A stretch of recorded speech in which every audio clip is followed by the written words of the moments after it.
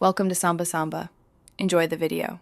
You start by confirming the exact Minecraft username to avoid mistakes. This is the value you will query. Next, decide whether you need the Java, Mojang, UUID, or a Bedrock identifier because they differ. Once decided, open a browser or a simple REST client so you can make requests. You do not need to log into the game. The public profile endpoint will resolve usernames to UUIDs. From here, prepare to send a single lookup request using the username you confirmed. Now you perform the actual lookup. If using the Mojang profile endpoint, send the username exactly as it appears and request the profile response. Third-party sites do the same for you.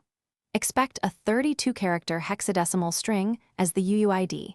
If you see hyphens missing, you can reformat to the standard 8-4-4-4-12 representation. Make sure to handle rate limits by spacing repeated queries, and confirm the UUID maps to the correct username by checking the finish by saving the UUID in the hyphenated format if you need human readability.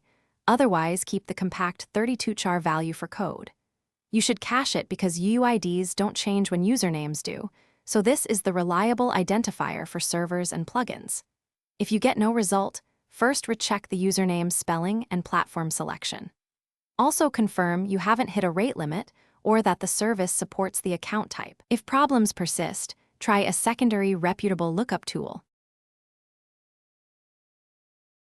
Thanks for watching. Consider subscribing if we helped you.